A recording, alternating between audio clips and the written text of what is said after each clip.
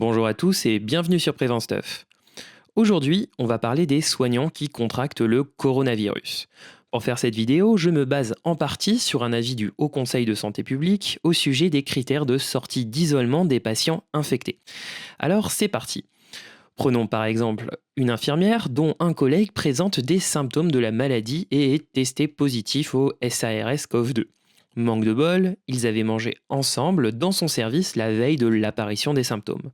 Notre infirmière est donc cas contact rapproché d'un patient Covid-19 confirmé. Mais qu'est-il prévu dans cette situation? Eh bien, pour les soignants exposés sans protection, la balance bénéfice-risque de l'éviction systématique serait particulièrement défavorable pour l'organisation des soins. Les professionnels asymptomatiques peuvent donc poursuivre leur activité mais doivent se signaler auprès de leur établissement et porter pendant 14 jours au travail comme en famille un masque chirurgical.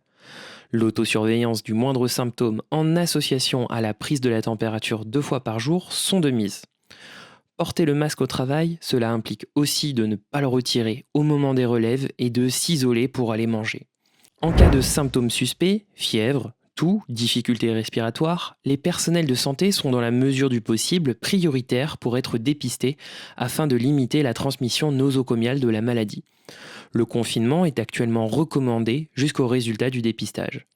Si le prélèvement est négatif, le port du masque restera de rigueur pendant 14 jours.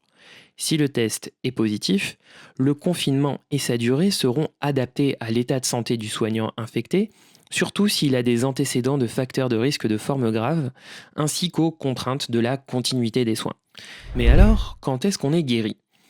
Le retour au travail d'un personnel de santé sans antécédent particulier est possible après au moins 8 jours d'arrêt, 10 en cas de facteur de risque de forme grave.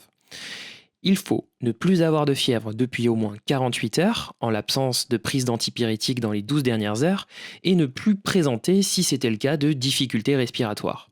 Lors de la levée du confinement, le port de masque chirurgical devra être porté pendant 7 jours supplémentaires, voire 14 pour les soignants immunodéprimés, et en faisant particulièrement attention aux mesures d'hygiène des mains.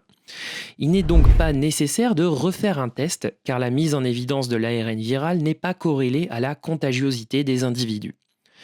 La disparition de la toux ne constitue pas non plus un bon critère dans la mesure où peut persister une toux irritative au-delà de la guérison.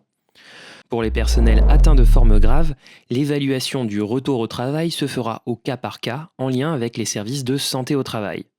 Et pour finir, je ne vais pas encore détailler les mesures barrières ou les détails du confinement, mais plutôt expliquer pourquoi est-ce que c'est essentiel. À l'échelle d'une population, ces mesures permettent de limiter la propagation du virus et le nombre de malades nécessitant une hospitalisation à un instant T. Plus la population applique ces mesures, moins de personnes peuvent être vecteurs et moins le virus se transmet rapidement. Cela donne donc plus de temps aux hôpitaux pour encaisser l'afflux de patients. N'oubliez pas, nous sommes tous potentiellement porteurs du virus. Collectivement, on a donc tous un rôle à jouer dans cette épidémie. Sauvez des vies et restez chez vous. Voilà, cette nouvelle vidéo sur le coronavirus est terminée. Un grand merci une nouvelle fois à l'Antep pour son soutien. Si vous aimez, lâchez un pouce bleu et abonnez-vous. À bientôt.